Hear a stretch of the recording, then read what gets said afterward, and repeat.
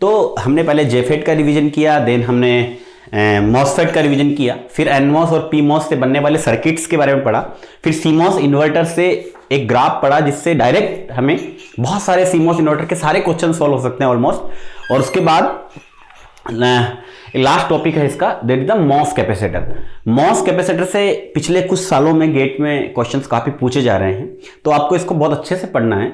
और moss capacitor के साथ हम इसको रिवाइज करते हैं। तो मॉस कैपेसिटर में हमें रिवाइज करने के लिए the MOS capacitor, MOS cap बिल्कुल वैसा ही है जैसा अपना कैपेसिटर का बेसिक फिनोमिनन हम पढ़ते हैं।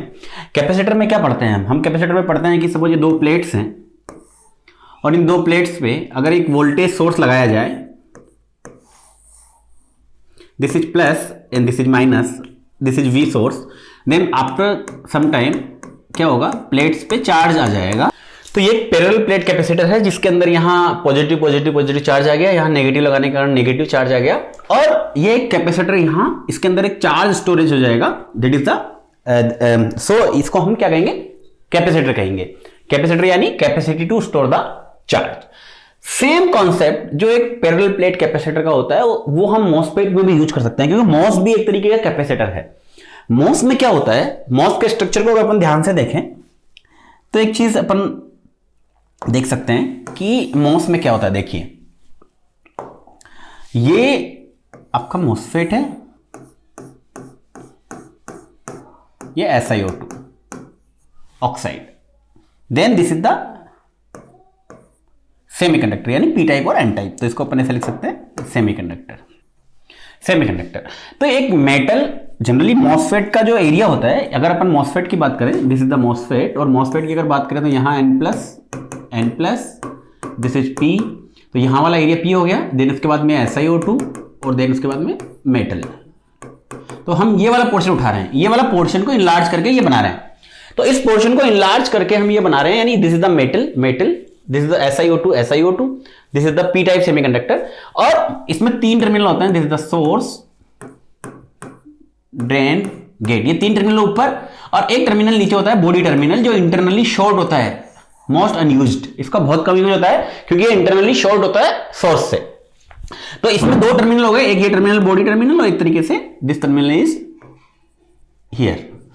तो दिस इज द, मेरे कहने का मतलब यह है कि this is the metal, this is the SiO2 semiconductor. अब आप इसको बिल्कुल ऐसा ही सोचिए जैसे पैरेलल प्लेट कैपेसिटर होता है। पैरेलल प्लेट कैपेसिटर में क्या होता है, पहली मेटल की plate, then second is SiO2 is insulator, then semiconductor, यानी metal then insulator then semiconductor, यानी ये दो प्लेट्स हो गई और दोनों प्लेट्स के बीच में ये इंसुलेटर हो गया।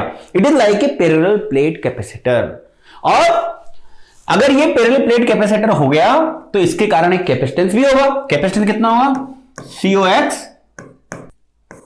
Upon TOX, this is the thickness of oxide, this is the permittivity of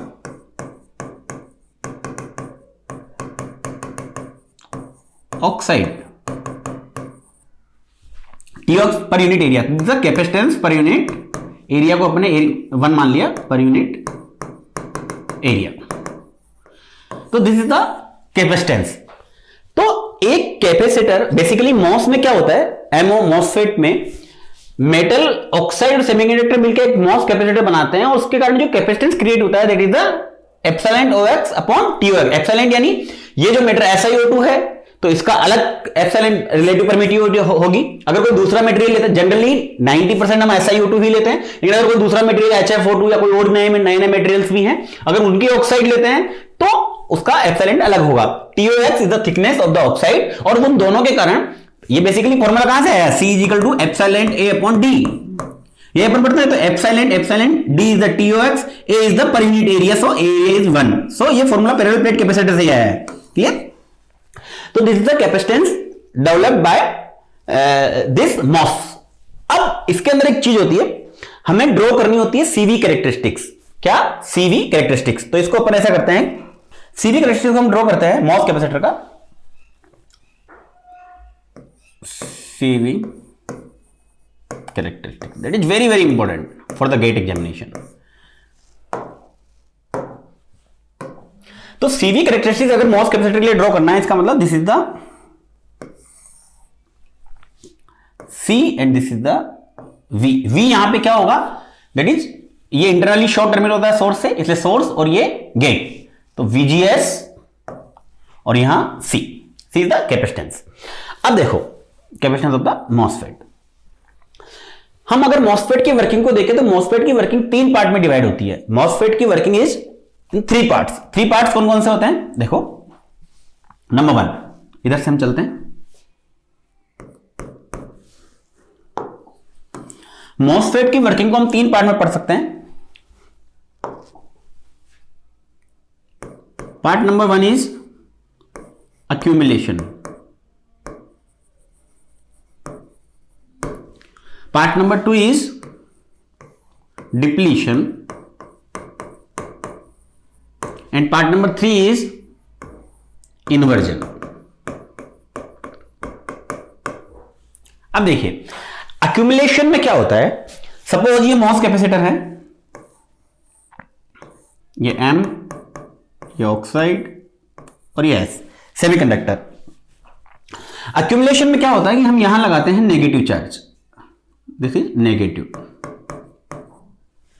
charge. इसको आप ऐसे समझ सकते हो, थोड़ा सा अच्छे से लिख लेते हैं इसको अपन।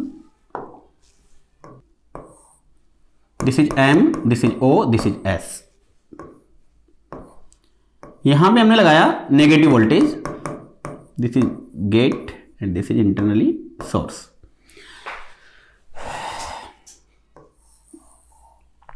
ठीक है, अब हमने जब यहां नेगेटिव वोल्टेज लगाया, आप इसको ऐसे मान सकते हो,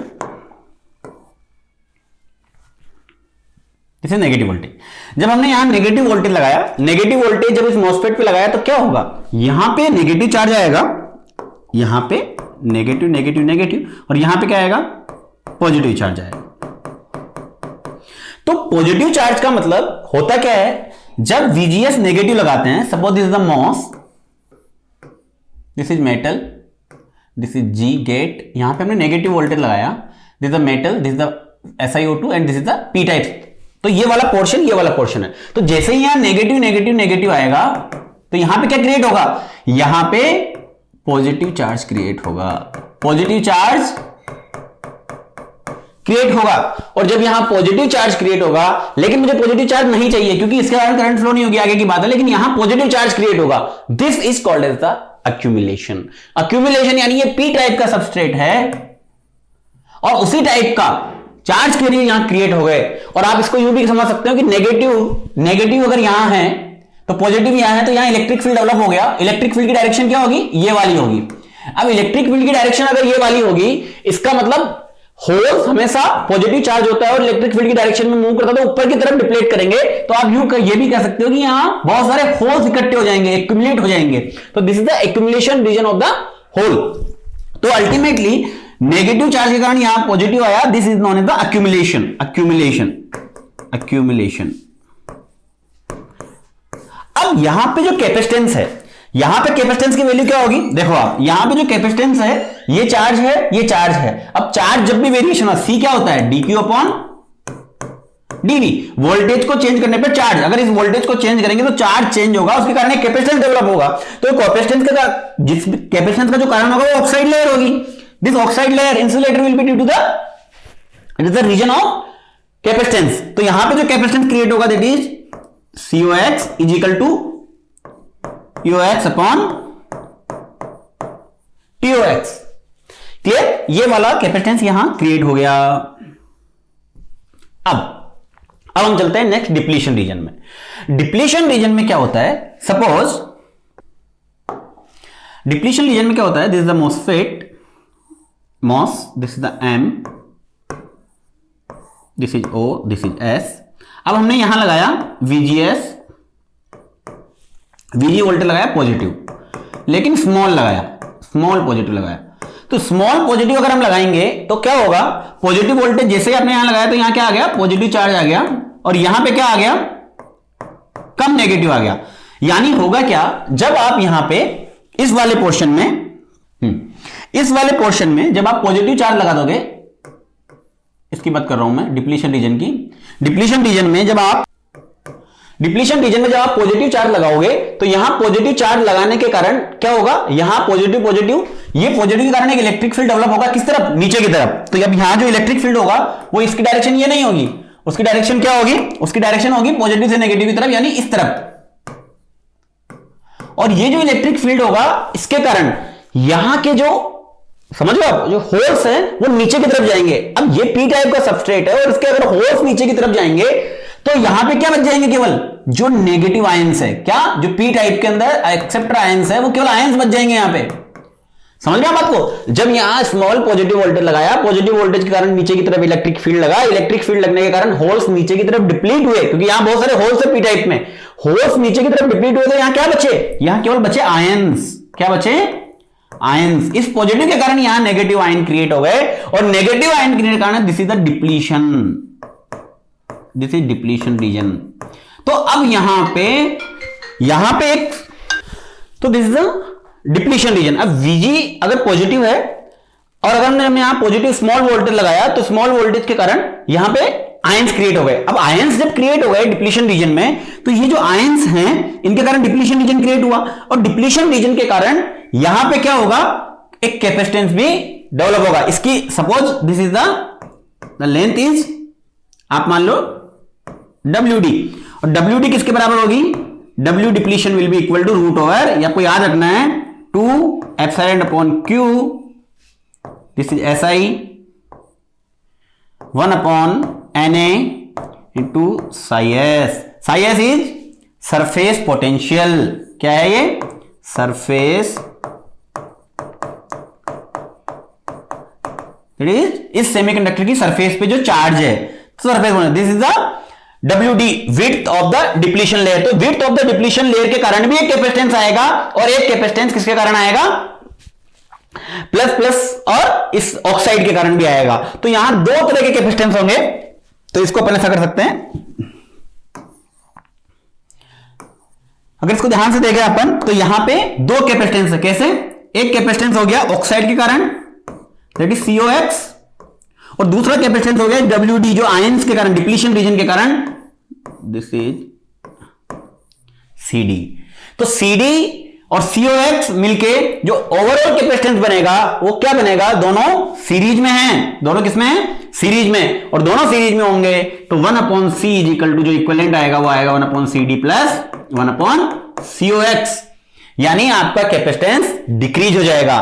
तो पहले एक्यूमुलेशन रीजन में, यानी जब VGS क्या था, नेगेटिव, जब VGS क्या था, नेगेटिव, ये देखो हमने लिखा हुआ यहां पे नेगेटिव, जब VGS नेगेटिव था तो हमारा कैपेसिटेंस कितना था, बिल्कुल COX के बराबर था। जब VGS जब नेगेटिव था,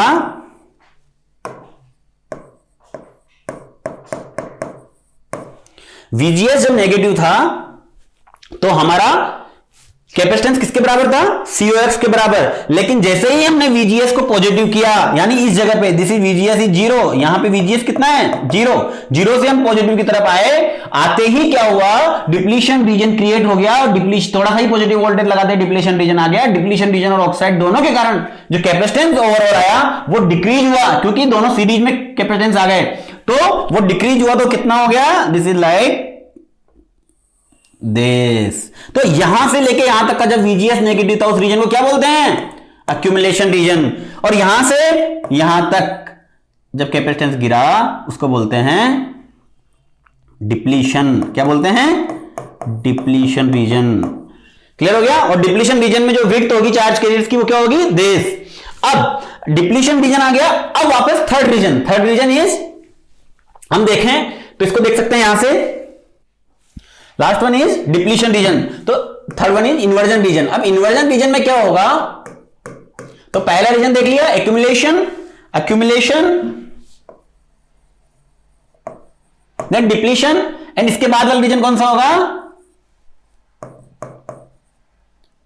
inversion.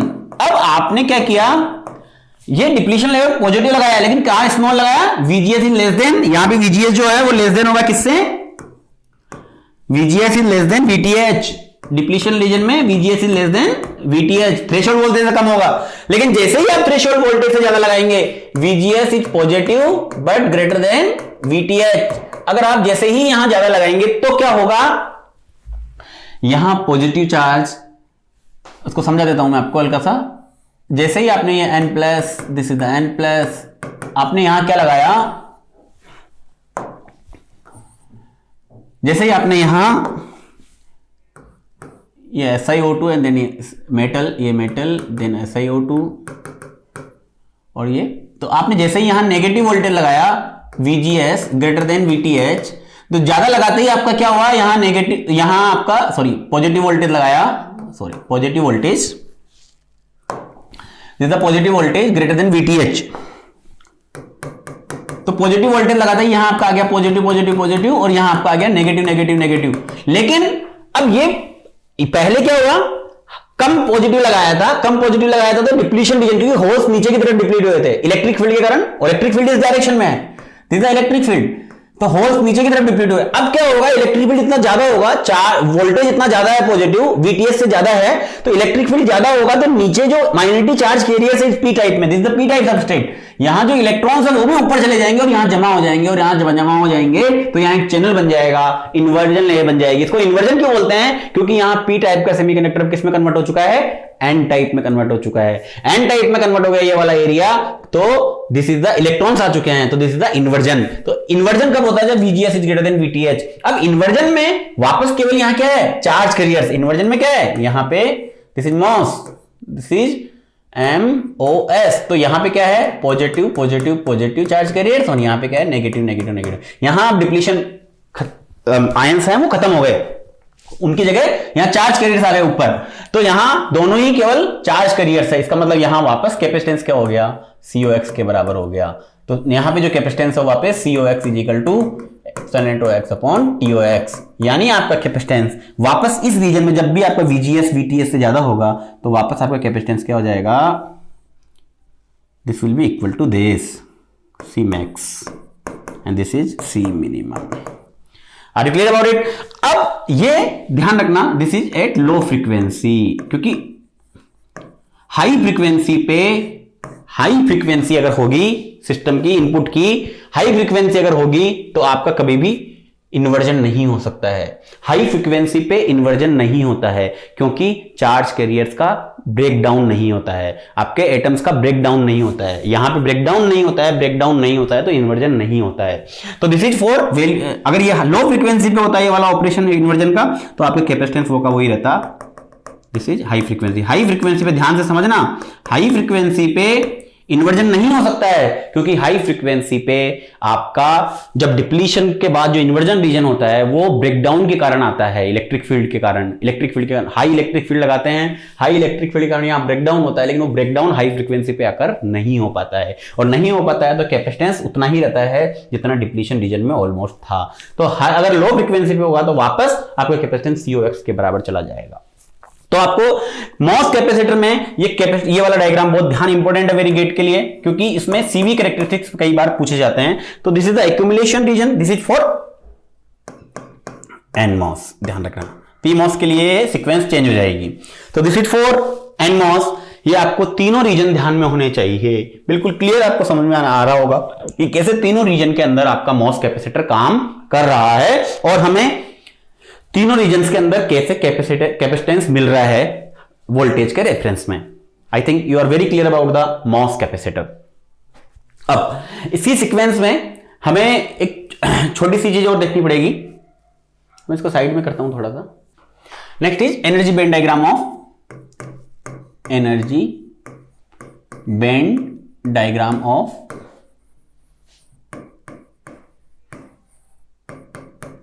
MOSFET। Energy band diagram of MOSFET अगर पढ़ेंगे तो क्या होगा, जी हां, सबसे पहले एक्यूमुलेशन रीजन, 3 रीजन में हम पढ़ेंगे। Accumulation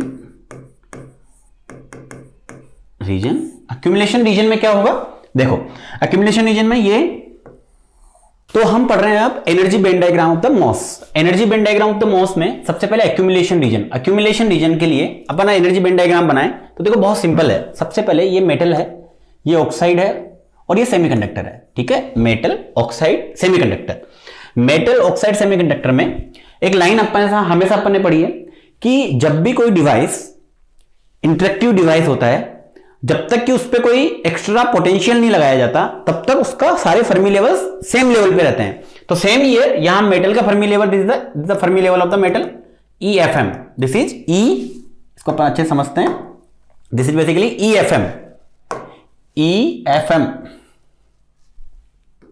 this is EFM, this is the Fermi level of the metal. Same level पे यहां सेमीकंडक्टर, तो Fermi level of the semiconductor, this is the same level, are you clear about it? तो this is the Fermi level of the metal and semiconductor. अब आपने क्या किया, इसको energy दी, energy क्या दी, VGS क्या दिया, नेगेटिव दिया। VGS अगर हम नेगेटिव देंगे तो टोटल एनर्जी क्या दी आपने, energy is equal to QV। अब चार्ज यहां पे क्या है, इलेक्ट्रॉन्स को, जो फर्मी लेवल के इलेक्ट्रॉन को नेगेटिव, और एनर्जी वोल्टेज भी क्या दिया है, VGS नेगेटिव, तो E इज इक्वल टू क्या हो जाएगा, प्लस QV।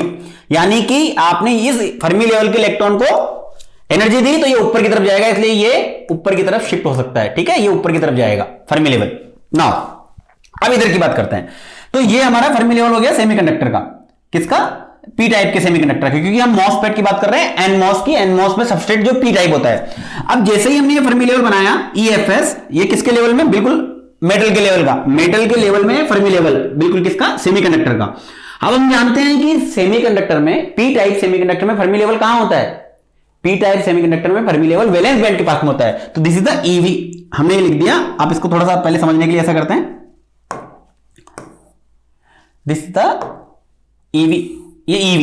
देन फिर यहां EV, तो यहां EC इज दिस, तो this is EC, this is EC।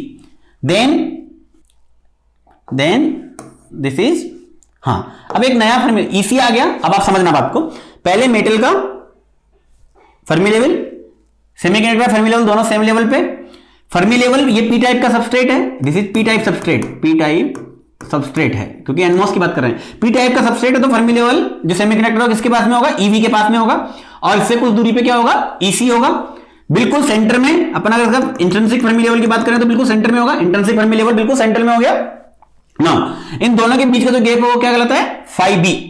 अब ध्यान से देखो, हम जैसे ही वोल्टेज देंगे, VGS नेगेटिव वोल्टेज देंगे, वोल्टेज देने पर अक्यूमुलेशन रीजन में क्या होता है, जैसे ही हम VGS, आपको याद होगा पिछली स्लाइड में, जब हम वोल्टेज देंगे VGS को नेगेटिव देने से चार्ज एक्यूमुलेट होते हैं, होल्स एक्यूमुलेट होते हैं। और होल्स अगर एक्यूमुलेट होते हैं, लेकिन होल्स कहां होते हैं, नियर सरफेस, इस सरफेस पे, ऑक्साइड और सेमीकंडक्टर की सरफेस के यहां पे क्या एक्यूमुलेट होते हैं, होल्स एक्यूमुलेट होंगे। यानी वैलेंस बैंड किस तरफ मूव करेगा, वैलेंस बैंड आपका मूव करेगा फर्मी लेवल और वैलेंस बैंड और पास में आने की कोशिश करेंगे, क्योंकि होल्स की संख्या बढ़ रही है। तो आप इसको याद करने का तरीका है कि होल्स की संख्या बढ़ रही है तो इस सरफेस पे बढ़ रही है, सरफेस पे बढ़ रही है, तो यानी ये दोनों और नजदीक आएंगे, EFS और EV और नजदीक आएंगे। तो नजदीक कर दें इनको, तो नजदीक कर देते हैं। तो इनको नजदीक ऐसे कर सकते हैं हम, तो इसको अगर अपन नजदीक करें तो इसको ऐसे ऐसे ऐसे करके दिस ये अब ऐसा हो जाएगा, क्लियर। सेम ईयर दिस, ये तो सेम रहेगा। उसके बाद EFI भी क्या हो जाएगा, ऐसा हो जाएगा। And this is also this is, तो this is the band bending. लेकिन ये कहां होगा, सरफेस के पास में, क्योंकि सारे चार्ज कैरियर जो है वो कहां होते हैं, डिपॉजिट सरफेस के पास में। तो दिस इज द, आपको याद रखना है, एक्यूमुलेशन रीजन में आपका बैंड डायग्राम जो होगा वो इस तरीके से टिल्ट होगा। Are you clear about it? एक बार वापस समझा देता हूं स्टार्टिंग से। ये मेटल था, ये ऑक्साइड है, ये सेमीकंडक्टर है। मेटल में सबसे पहले हमने दोनों का फर्मी लेवल बनाया। ये ध्यान रखना, किसी भी डिवाइस के लिए जब तक उस पर कोई पोटेंशियल नहीं लगाया तब तक उसका फर्मी लेवल सेम इक्विलिब्रियम में सेम जगह रहता है। तो मेटल और सेमीकंडक्टर दोनों का फर्मी लेवल सेम जगह है। जैसे ही हम इसको थोड़ी एनर्जी देंगे ऊपर की तरफ जाने की कोशिश करेगा। इधर बात करें तो ये सेमीकंडक्टर का फर्मी लेवल है। सेमीकंडक्टर के फर्मी लेवल के कहां होता है, पी टाइप सबस्ट्रेट में। पी टाइप सबस्ट्रेट में फर्मी लेवल ईवी के पास में होता है, इसलिए हमने ईवी बना लिया। ईवी से फिर हमने ईसी बना लिया, और ईसी और ईवी के ऑलमोस्ट बीच में क्या होगा, इंट्रिंसिक फर्मी लेवल। इसको इंट्रिंसिक फर्मी लेवल बीच में बना लिया। अब देखो, जैसे ही हमने इसको वोल्टेज दिया तो होल्स एक्यूमुलेट होते हैं एक्यूमुलेशन रीजन में, चैनल में होल्स एक्यूमुलेट हुए, इसका मतलब फर्मी लेवल और वैलेंस बैंड पास आएंगे, पास आएंगे तो वैलेंस बैंड ऊपर की तरफ टिल्ट होने की कोशिश करेगा, तो पूरी बैंड बेंडिंग हो जाएगी और ऊपर की तरफ हल्का हल्का शिफ्ट हो जाएगा। और this is the gap between EFI and EFS, this is known as the phi b। तो this is the accumulation, energy band diagram for the accumulation. Same अगर आपको डिप्लीशन के लिए बनाना हो तो डिप्लीशन के लिए हम क्या बना सकते हैं, देखो दिस इज एक्यूमुलेशन के बाद में फॉर द डिप्लीशन के लिए कुछ भी नहीं है, सेम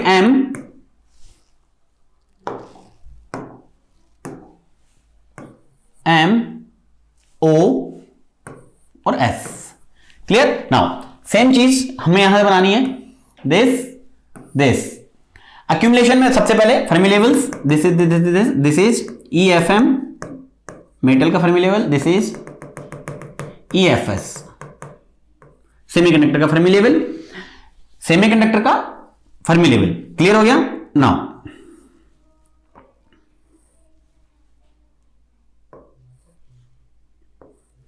अब इसके अंदर सेमीकंडक्टर का जो फर्मी लेवल है यहां पे पी टाइप का है, ये दिस इज पी टाइप। तो पी टाइप का किसके पास में होगा? ईवी के पास में होगा, this is EV. Same EV से कुछ डिस्टेंस पे EC और इनका फर्मी लेवल इनके बिल्कुल बीच में, this is EFI intrinsic Fermi level, this is the real Fermi level, this is the intrinsic Fermi level, this is the EC, this is the EV। जैसे ही हम इसमें VGS पॉजिटिव लगाएंगे तो क्या होगा? Plus Q into plus V, यानी plus QV, और plus QV का मतलब एनर्जी इंक्रीज, समझ रहे आप? This is the sorry this is the VGS is Q is negative, क्योंकि फर्मी लेवल के इलेक्ट्रॉन की बात कर रहे हैं अपन, तो this is the this will B minus QV इसका मतलब इसका लेवल गिरेगा, तो EFM इसका लेवल गिर के ये यहां आ जाएगा, तो दिस इज द, जब VGS अप्लाई करेंगे तो EFM कहां आ जाएगा? थोड़ा सा नीचे। अब इधर क्या होगा? इधर ये होगा कि जब हम VGS को पॉजिटिव अप्लाई करेंगे तो वैलेंस बैंड, यानी आप समझ रहे हो, वैलेंस बैंड के साथ क्या होगा? पी टाइप के चैनल में क्या आने लग जाएंगे? पहले डिप्लीशन चार्जेस आने लग जाएंगे, यानी होल्स नीचे की तरफ डिप्लीट होने लग जाएंगे। होल्स नीचे की तरफ डिप्लीट होंगे। आप याद करो, VGS जब हम थोड़ा सा पॉजिटिव देते थे तो डिप्लीशन रीजन में क्या होता था? इलेक्ट्रिक फील्ड लगता था ऊपर से नीचे की तरफ, और होल्स नीचे की तरफ डिप्लीट होते थे। होल्स जब नीचे की तरफ डिप्लीट होंगे तो वहां केवल क्या बच गए? आयंस बच गए। तो होल्स जब नीचे की तरफ डिप्लीट हो गए, इसका मतलब EV भी हमारा क्या होगा? नीचे की तरफ डिप्लीट होगा। तो इसका मतलब हमारे पास ये सारी बैंडे, ये हल्की सी बैंड बेंडिंग हो जाएगी। दिस इज द, इस तरीके से हमारा ये डिप्लीशन रीजन के अंदर बैंड बेंडिंग हो जाएगी। Are you clear about it? तो ये इस तरफ आए, पहले यहां ये ऊपर की तरफ जा रहे थे और ये नीचे की तरफ जाएंगे। Are you clear about? This is also 5B। मेरे ख्याल से क्लियर हो गया होगा। This is the depletion reason.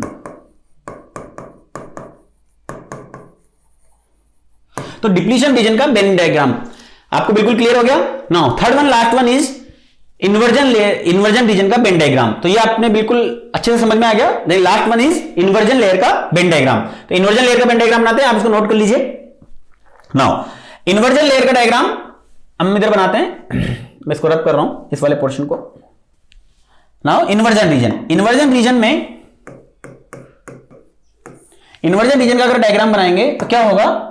देखो, this is M, this is O, this is S, वही system MOS, M O and S। सबसे पहले फर्मी लेवल दोनों का बिल्कुल सेम लेवल पे होगा। ये मेटल है तो EFM, और दिस इज सेमीकंडक्टर तो EFSC, दोनों का सेम लेवल पे हो गया। EFS बोलते हैं इसको थोड़ा सा। नाउ फर्मी लेवल हो गया। अब ये एनमॉस है, एनमॉस में इन्वर्जन रीजन में काम कर रहा है। इन्वर्जन रीजन में सबसे पहले अपन बैंड बनाते हैं इसके। फर्मी लेवल कहां होगा? फर्मी लेवल लगभग वैलेंस बैंड के पास में होगा, तो दिस इज EV। ये इधर EC लगभग यहां हो जाएगा, दिस इज EC। दोनों के बीच में, EC और EV के बीच में क्या एग्जिस्ट करेगा? EFI।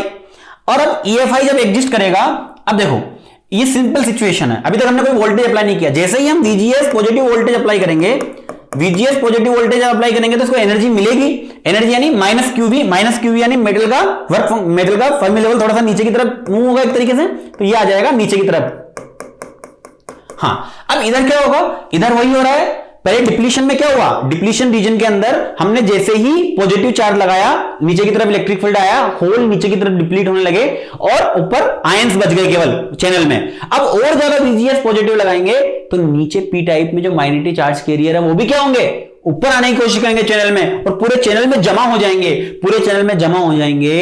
इसका मतलब आप ये समझ लीजिए उसका नेचर ही हमने इन्वर्ट कर दिया, पी टाइप सबस्ट्रेट को एन टाइप बना दिया क्योंकि वहां पे बहुत सारे इलेक्ट्रॉन डाल दिए। इसका मतलब वैलेंस बैंड आपका दूर जाएगा फर्मी लेवल से, इसका मतलब आपकी बैंड बेंडिंग होगी, बैंड बेंडिंग होगी तो किस तरीके से होगी, this band bending will be like this, थोड़ी बैंड बेंडिंग ज्यादा होगी एंड दिस इज द, हम लिखते आ रहे हैं 5e and this is also 5e, तो this is total is 2,5e, ये 2,5e के बराबर वाला एरिया हो गया, दिस इज 2,5e, ठीक है, this is 5e already, this is 5e, 2,5e and this is all about your inversion region. Inversion region पे बेंडिंग थोड़ी सी ज्यादा हो जाएगी, अदरवाइज डिप्लीशन रीजन में कम बेंडिंग होगी, इन्वर्जन रीजन में ज्यादा बेंडिंग हो जाएगी नीचे की तरफ। ये तीनों वेन डायग्राम आपको बिल्कुल याद होने चाहिए क्योंकि गेट में कई बार इसका पूछा गया है। तो आपको बेंड डायग्राम बिल्कुल accumulation region, depletion region, inversion region, पूरे बेंड डायग्राम आपको बिल्कुल अच्छे से क्लियर होने चाहिए। अब बात यह है कि इन्वर्जन रीजन में डायग्राम बनाया, this is for inversion region, this is for inversion region. अब इन्वर्जन रीजन में जो हमने वोल्टेज, गेट वोल्टेज अप्लाई किया वो किस पे डिपेंड करता है, वो root over two Q N epsilon S I, this is basically epsilon S I psi S COX plus surface potential, psi S is surface potential. अब साई एस किसके बराबर होता है, this is equal to 2,5e is equal to psi S. ये जब हो जाएगा तब इन्वर्जन कंडीशन हो जाएगी, this is the inversion condition. Inversion जब सरफेस पोटेंशियल, जब आपका मॉस का सरफेस का जो वोल्टेज है that is Sai S surface potential, जो मैंने आपको लिखा भी था जब अपन ने मॉस कैपेसिटर पढ़ा था उस समय, साई एस सरफेस पोटेंशियल, जब डिप्लीशन रीजन की WD के बारे में इक्वेशन लिखी थी। तो दिस साई एस जब 2,5FB दिस गैप के बराबर हो जाएगा तो इसका मतलब ये इन्वर्जन अकर हो जाएगा। और ये अपन ने पढ़ा था गैप, ये गैप का यहां से लेके यहां तक के गैप की इक्वेशन फर्मी लेवल में पढ़ी थी, that is 2kTqln upon Na upon Ni।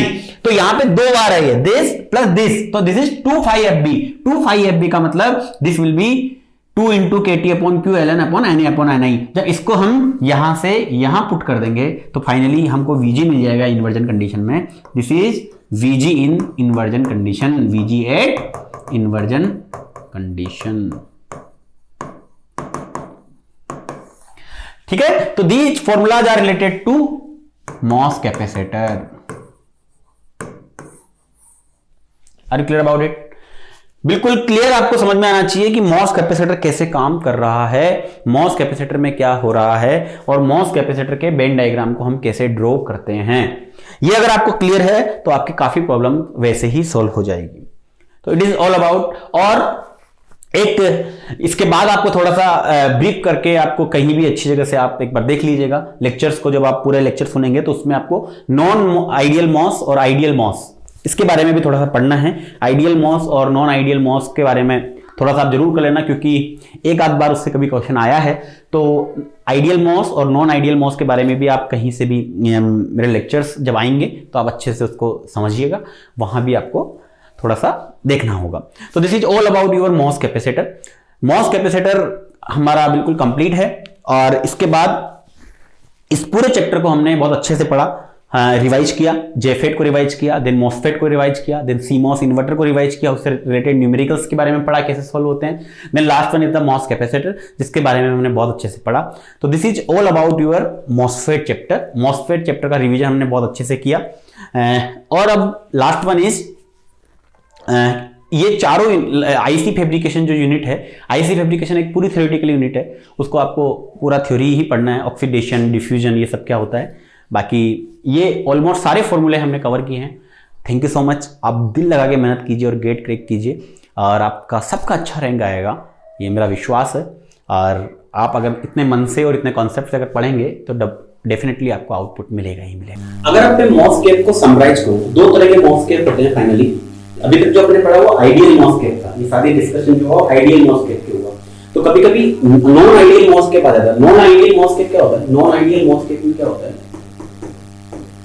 Non ideal मॉसकेप होता क्या है? जब मॉसकेप अपन जब बनाते हैं, suppose this the metal plate, then this is the oxide and this is the semiconductor।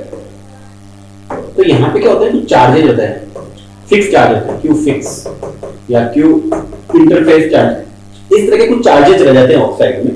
तो अगर इस तरह के चार्जेस रह जाते हैं तो यहाँ अंदर करंट फ्लो होने के चांसेस रहते हैं, अंदर कुछ मेटल से सेमीकंडक्टर का लिंक हो सकता है। तो कभी कभी क्या रियल आइडियली क्या होता है? क्यू ऑक्साइड चार्जेस के कारण जब भी क्यू ऑक्साइड चार्जेस अवेलेबल होंगे, क्या होंगे? अवेलेबल होंगे, क्यू ऑक्साइड चार्जेस रहेंगे, तो आपका क्या होगा? नॉन आइडियलिटी आएगी, नॉन आइडियलिटी। या दूसरा रीजन हो सकता है, होता क्या जब अपन इसका ग्राफ बनाते हैं, जिसका बेन डायग्राम बनाते हैं, बेन डायग्राम में क्या होता है? हम सारे बेंड फ्लैट लेते हैं स्टार्टिंग में, फ्लैट बेंड कंडीशन जब VFB स्टार्टिंग जब अपन करते हैं तो all the bands are flats. अगर आप स्टार्टिंग की बात करें, अगर मैं इसको समझाता हूं आपको, this is the EFM metal, this is vacuum, this is the EF silicon, EFP, P type का substrate है, EFP, this is EC, this is E। Starting में सब कुछ फ्लैट होता है, साइड फ्लैट होता है, जिसका स्टार्टिंग कंडीशन जब VG 0, कोई गेट वोल्टेज हम नहीं देते हैं, तो this is flat band condition, flat band condition. अब होता क्या है? अगर ऑक्साइड चार्ज आ जाएंगे, क्या आ जाएंगे? ऑक्साइड चार्ज, क्या? Oxide charge. या ये जो this is the phi m metal work function and this is the phi SI, ये दोनों सेम है। फ्लैट बेंड कंडीशन क्या होती है? phi m is equal to phi SI में ये सेम होता है, plus Q oxide charges is 0, ये दोनों 0 होते हैं।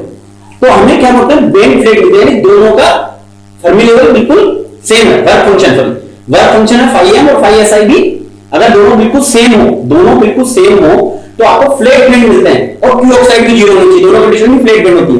लेकिन रियल में ऐसा नहीं होता, कुछ ऑक्साइड चार्ज अंदर रहते हैं, तो ऑक्साइड चार्ज रहते हैं तो नॉन आइडियलिटी आएगी, या फिर phi m is not equal to phi silicon। This work function of metal is not equal to always work function of silicon, क्योंकि मेटल का वर्क फंक्शन इसके बराबर होता ही नहीं है। दिस कंडीशन में क्या आएगी? Non ideality.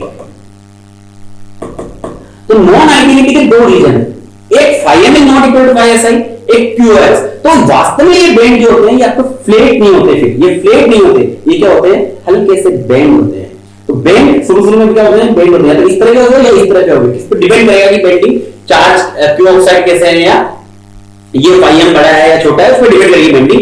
तो ये रियल में इतने फ्लैट बेंड्स नहीं आएंगे, तो फ्लैट बेंड इन दोनों कंडीशन में फ्लैट बेंड नहीं आएंगे, पक्का ध्यान रखना, इन दोनों कंडीशन में बेंड फ्लैट नहीं आएगा अगर VG 0 होगा तो पहले तो हमें क्या करना है? उतना एनर्जी लगाना है कि इनको फ्लैट करें, उसके बाद में आगे इन्वर्जन एक्टिवेशन की बात करेंगे। तो इन ये अगर फ्लैट कब नहीं होंगे? जब ये वाली दोनों कंडीशन होगी तो फ्लैट नहीं होंगे, और फ्लैट नहीं होंगे तो हमें बाहर से कोई वोल्टेज लगाना पड़ेगा जिसका नाम होगा फ्लैट बेंड वोल्टेज, जो पहले क्या काम करेगा? इसकी फ्लैटनेस लाएगा इसके अंदर। This is the ideal, ideally this. Non ideally क्या होगा? ये पहले ही मुड़े हुए रहेंगे। नॉन आइडियली में क्या होगा? ये पहले मुड़े हुए रहेंगे, ये मुड़े रहेंगे तो पहले उनको फ्लैट लाने में VG इक्वल टू 0 पे, उसे बोलते हैं फ्लैट बेंड वोल्टेज। ये अपने बहुत अच्छे से समझाऊंगा, मैं आपको समझाया था मैंने आपको लेक्चर्स में। नाउ अब मैं बात कर रहा हूं कि नॉन आइडियल मोड में दो कंडीशन होगी, यहां से अगर चले और फ्लैट बेंडिंग नहीं होगी, flat bending this is non ideal, non ideal, ये फ्लैट बेंड नहीं होगा, दिस इज नॉन आइडियल। तो सबसे पहले इनको फ्लैट करना है VG इक्वल टू 0 पे, उतना वोल्टेज भी लगाना पड़ेगा। तो इन दो कारण से नॉन आइडियलिटी आई है, तो उसको कॉम्पेंसेट कैसे करेंगे इसके बारे में बात करते हैं। तो मैं टेबल से आपको समझा रहा हूं, आपको समझ में आ रही दो कारण से नॉन आइडियलिटी आती है। अब इस वोल्टेज सपोज इसको मैं अच्छे से टेबल से आपको समझाता हूं, लाइक दो एक टेबल एक बीच में बना लेते हैं, ये इस समराइज कर लेते हैं, तो आपको ध्यान रखना है इसको। This is ideal MOS and there is non ideal MOS. Non ideal MOS के दोनों में क्या फर्क होता है ध्यान रखना। दोनों में क्या फर्क होता है? आइडियल मॉस्फेट के सारे फॉर्मूले में लेकर हम फटाफट आइडियल मॉस्फेट की अगर अपन बात करें तो सबसे पहले उसमें COX जो होता है वो किसके बराबर होता है? EOX upon TOX। तो बेटा होगी नहीं COX के बाद में C डिप्लीशन क्या होगा? Epsilon SI upon WD depletion width. WD किसके बराबर होती है? WD is root over 2 epsilon upon Q 1 upon NA 1 upon NA की एन टाइप है into psi s is surface potential psi s is surface potential. A inversion condition inversion जब होता है तो क्या होता है? ध्यान रखना, जब भी इन्वर्जन होगा तो WD आपकी जो डिप्लीशन विड्थ है वो मैक्सिमम पहुंच जाए, उसके बाद डिप्लीट नहीं होते। डिप्लीशन रीजन में तो WD होता ही होता है, लेकिन इन्वर्जन रीजन में आपकी मैक्सिमम पहुंच चुकी होती है WD, उसके बाद इन्वर्जन रीजन में क्यों इलेक्ट्रॉन्स आते हैं, डिप्लीशन रीजन बढ़ता नहीं है, तो WD मैक्सिमम जो होती है वो जब कब होती है? At inversion, that is psi s is equal to 2 phi f होता है। तो psi s जब 2 phi f के बराबर होता है तो इन्वर्जन होता है, उस समय WD क्या होती है? आपकी मैक्सिमम होती है। सर आइडियल मोस्ट की बात कर रहा हूं मैं। 2 epsilon upon Q 1 upon NA into 2 phi f। यहां तक कोई दिक्कत नहीं है ना। अब आगे बात करते हैं अपन आइडियल मोस्ट की। तो VG गेट वोल्टेज किसके बराबर होता है सर? गेट वोल्टेज होता है सर QD, ये भी किसकी बात करूं? P टाइप के, P टाइप सबस्ट्रेट के लिए, P टाइप सबस्ट्रेट यानी एन मॉस्फेट के लिए P टाइप सबस्ट्रेट को बोलते हैं एन मॉस्फेट। ध्यान रखना, this is plus QD upon this is plus QD upon COX। ये डिप्लीशन चार्जेस होते हैं। डिप्लीशन चार्जेस क्या होते हैं? डिप्लीशन चार्जेस होते हैं minus Q into Na into WD। WD में जितने डिप्लीशन चार्जेस है माइनस Q इनटू WD।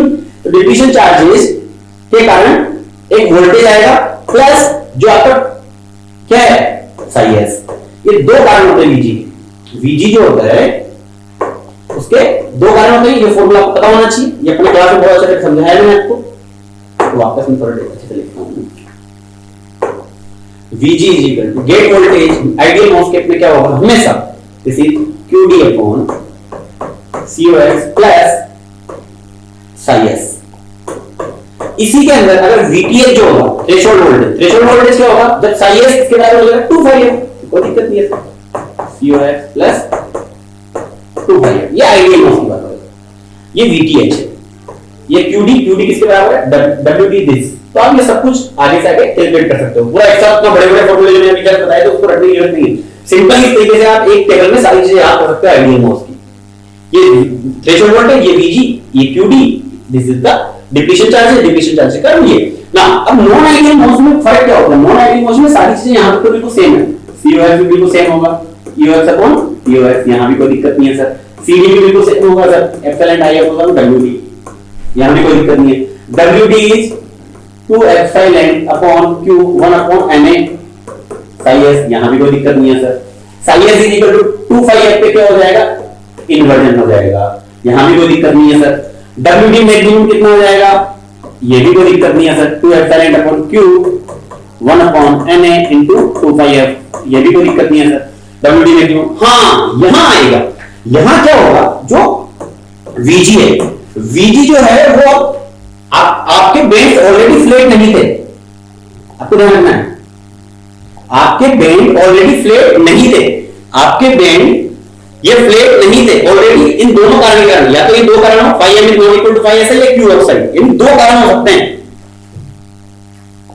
दो कारण कौन कौन से?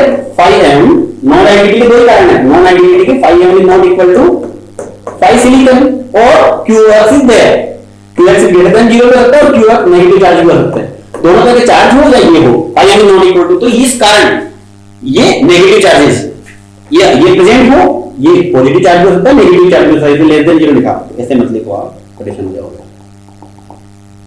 Q ऑक्साइड पॉजिटिव और Q ऑक्साइड नेगेटिव, ये चार्ज अगर आपके इन तीनों कंडीशन में कोई भी हो, ऑक्साइड चार्जेस हो, पॉजिटिव ऑक्साइड या नेगेटिव ऑक्साइड चार्जेस हो, या इसका वर्क फंक्शन दोनों का बराबर ना हो, इस कंडीशन में क्या आती है? नॉन आइडियलिटी आती है। नॉन आइडियलिटी के कारण क्या होता है? आपको VG पे, ये VG पे जो फ्लैट बैंड मिलते थे वो फ्लैट बैंड नहीं मिलते हैं। अब फ्लैट बैंड नहीं मिलते हैं तो आपको उनको फ्लैट करना है, तो ये सारी चीजें आप तभी समझ में आओगे जब आपने मेरे लेक्चर सुने होंगे, मोस्ट प्रोफेसर डर से पढ़ा होगा, क्योंकि हम रिवीजन कर रहे हैं। तो नॉन आइडेंटिटी में तीन कंडीशन होगी, नॉन आइडेंटिटी में तीन कंडीशन होगी, तो इन दोनों के कारण, दोनों फैक्टर के कारण पहले आपको उन बैंड्स को फ्लैट बनाना होगा जो कि नॉन आइडेंटिटी कारण इस तरीके से हो चुके हैं, बेंडेड हो चुके हैं, तो उनको फ्लैट बनाने के लिए पहले हम फ्लैट बेंड वोल्टेज अप्लाई करते हैं। तो फ्लैट बेंड वोल्टेज जो होता है किसके बराबर होता है, that is plus minus 5msi 5m minus 5si, ये पॉजिटिव जो भी आपका डिफरेंस होगा वो वोल्टेज आपको देना पड़ेगा, प्लस माइनस आपका ऑक्साइड चार्ज पे डिपेंड करेगा। क्यू ऑक्साइड अगर आपको पॉजिटिव है, क्यू ऑक्साइड अगर आपको पॉजिटिव तो आपको Vg का देना पड़ेगा, नेगेटिव देना पड़ेगा। और अगर आपका क्यू ऑक्साइड नेगेटिव तो Vg आपको क्या देना पड़ेगा, पॉजिटिव देना पड़ेगा, क्योंकि कंपनसेट करना है ना इसको। तो आपको क्यू ऑक्साइड प्लस माइनस होता है Q oxide upon epsilon, this voltage में कन्वर्ट करना है Q oxide upon epsilon oxide. तो this is the oxide voltage, oxide जो आपके oxide extra charges, fix charges हैं, अनवांटेड जो कि नहीं चाहिए हमें, ये वाले चार्जेस जो कि अनवांटेड है, तो इनको हटाने के लिए पहले आपको अगर पॉजिटिव तो Vg नेगेटिव देना पड़ेगा, Vg यानी QX अपॉन EOX यानी ये वाला वोल्टेज, तो ये वाला वोल्टेज आपको नेगेटिव देना पड़ेगा अगर QX पॉजिटिव है, और अगर QX नेगेटिव ये वाला वोल्टेज आपको पॉजिटिव, मैंने जनरलाइज किया इसको, द फ्लैट बेंड वोल्टेज। और टोटल वोल्टेज VTH क्या हो जाएगा, पहले नॉन आइडियल में ये VTH था, अब यहां दो चीजें एक साथ जुड़ जाएगी, क्योंकि थ्रेशोल्ड वोल्टेज में पहले आपको बेंड को फ्लैट भी करना है, उसके बाद ये अप्लाई करना है। तो अब टोटल ये 5msi plus minus QX upon epsilon two x, now plus this is for p type, तो इसको मैं जनरलाइज लिखा हूं, this is for p substrate and this is for n substrate, है ना। इसको ऐसे थोड़ा सा अच्छे से लिखते हैं,